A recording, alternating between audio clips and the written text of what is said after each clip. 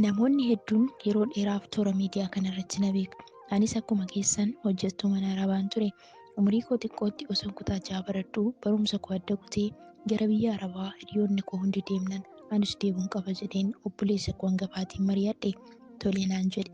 Abbaa koo fi obboleewwan koo kaawwan dhokseen paaspoortii hawaasaa baafadhe. Gara Kuweetittis naaf ergame. Osoo hin turiin viizaan deebi'ees Kuweet nan deeme. Ergan deemee akka ammaa onlaayinii wanti jedhamu hin jiru ture. Bilbila manaa qofaan biraazarii koo isa na erge qofaafan bilbila ture. Akkasuma waan hojjedhus ji'a ji'aan isa irratti hin ergan ture. Yeroo kanatti bilbila nama tokkoo hin beeku. Kan isaa qofa waraqaa irratti waan na barreesseef san qofan qaba. Isa qofan dubbisas. Yeroo kana shaashitti lafa kaaree 400 bitee mana ijaaruu eegale. Booda osuma ijaaruu hojiinis natti ulfaate nallee dhukkuba waggaaf ji'a 5 dalagee nan dadhabe nan gala jedhee mindaa koo ji'a tokkoon tikeettii muradheen biyya galee. Yoon galuu laftis bitamtee mannis ijaaramee jira. Garuu horii kiyyaan ijaaree malee birrii kan kee miti naan jedhee nagane. Haati manaas loon koo manaa yaasee ijaare. Ani birrii ati ergite hin argine naan jette. Yeroo san risiitii hin gatan hunda'u kan waggaaf ji'a 5 erga hunda risiitii galee itti mul'ise. Kanaafis furmaata hin arganne. Obboleeyyan kootti himachuuf dura dhokadheen deeme. Sababa kootiif walis lolan kan na gaggeessisanis tuqanii yakkisiisaan jira. Amma waa'ee koof wal hin dhabin jedheen obseenan taa'e. Jireenya biyya na dhabsiifnaan ammas yeroo lammaffaaf gara Dubaay nan deeme. Amma ergan deemee obboleewwan koo hundaa dubbisuu eegalee akkasumas otoon jiru ammas obboleessa koo kan biraatiin lafa bitii mana naaf ijaariin jedheen. Yeroo kana abbaa hin qabdu jechuun keessan waan hin oolle. Lakki galata Waaqayyoo abbaa garraamiin qaba. Garuu abbaan koo nama umuriin isaanii deeme waan ta'eef horii ofii gayyaafachuun alatti anaaf waa gochuu nama danda'an miti. Osuma kanaan jiru ammas lafti bitamtee mannis ni ijaarame. Obboleessi koo naaf ijaare kun keessa jiraachuu eegalee ture. Osuma kiyya keessa jiraatu innis magaalaa masanitti ijaarratee kan ofiitti galee kiyya kiraa nama biraa keessa taa'u eegale. Akkasumaan osoo jiraannu oolee bulee hammi ammaas manni kee gurguramee jira kan jedhuun oduun nagahe. Kunis oduu sobaa ta'a jedheeman jireenya koo ittan fufe. Osuma akkanaan jiru keessi koo gammachuu dhabeen Arabaan walii galuu dadhabe. Maqaa jireenya biyya namaa nan jibbe. Booda mee waa'ee namni natti haasa'u kana adda baafadha yookiin waa'ee mana koo bara jedheen obboleessa kiyya mana harka jirutti bilbilee galuun hedaa poolisiin na qabee na hidhaa jira. Namni mana koo keessa jiru akkanaaf bahan itti himiin jedheeni. Deebiin nanaaf kennes waanuma namarraa dhagahe sana ture. Manichis akka gurgurameedha. Achi bakki haamileen koo itti cabe iddoo sanattidha. Maaliif jedheen gaafadhe. Gaafa galte sitti himaa galii naan jedhe.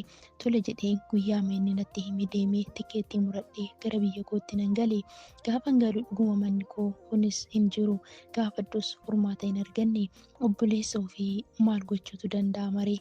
Waan lama rabbi kadhee yaa rabbii kan kanaas naaf hin goone suman obsa tokko naaf kenni akka inni miira waan ofii hin goone na eeg.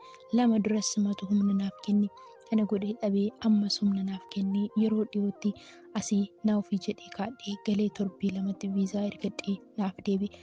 Marsaa 3ffaadhaaf biyya Arabaatti deebi'ee jira jettee obboleettiin keenya kun dubbatti. Dhugaa dubbachuudhaaf seenaan obboleettii kanaa baay'ee nama gaddisiisa. Obboloota koo eenyuun amanuun danda'ama? Eenyuttis waa himanii waa godhachuun danda'ama kan jedhu gaaffii namatti baay'isa. Shamarran biyya Arabaa harki caalu parsantiin irra caalaan isaanii miidhamtootaadha. Namni dhugumaan karaa hundaan jireenya isaa milkaa'ee dadhabbii isaas ijaan argee gara biyya ofii galee jireenya milkaa'aa jiraatu harka 100 keessaa parsantii 25 yookiin 30 hin caalu jedhee hin yaadu. Sababbiin isaayyuu shamarran baay'een isaanii gara laafummaa garmalee fi guyyumsaa garmaleetu isaan miidhaa jira. Yeroo baay'ee maatiin keenya, obbolaan keenya wanta namni irraa eeguu hin dandeenye gaafa irraa mul'atu kuni caba caaluudha. Akkasuma immoo karaa jaalalaa obboloonni guyyumfamanii jireenya isaanii achumee ta'e baay'eetus jiru. Kana malees immoo nuti shamarran biyya Arabaa hin jiraannaa akkuma nama kamiyyuu hojjennee ofiis jijjiirree maatii keenyas jijjiirra jennee gaafa karoorfannee manaa baanu harki caalaan keenyaa karaa adda addaatiin rakkinaaf dhukkubaaf, maraatummaaf, du'aaf saaxilamnee mogoleen kan karaa nu dhaabbate baay'ee keenyatu jirra. Haa ta'u garuu Waaqayyo nu gargaaree immoo gariin keenya iddoo gallee fi lafa jirretti dafqa keenya walitti qabannee gaafa obboleessa keenya obboleettii keenyaan kana nuuf godhe jennee amanamummaa isaaniirra keenya isaan gaafa nuuf amanamuu dhiban dhugaadha baay'ee laphee nama cabsa. Dhugaa dubbachuuf seenaan obboleettii kanaa namoota baay'ee hin barsiisas jedhee yoo yaade yaa obboloota koo Waaqayyo numti laphee namaa haa qajeelchu malee obbolaaf abbaan kee maatiin kee kan siif hin amanamne eenyutu siif amanama? Eenyunis waa kana naa godhi jetta? Eenyuttis dhimma kee himachuu dandeessa? Kana hundumaafuu Waaqayyo gaariidha. Waaqayyo bara dhaloonni laphee walitti jabaate kana keessatti Waaqayyoon jabaatanii kadhachuun furmaata jechuun jaalladha. Gooftaan sinaa eebbisu. Eebbifamaa.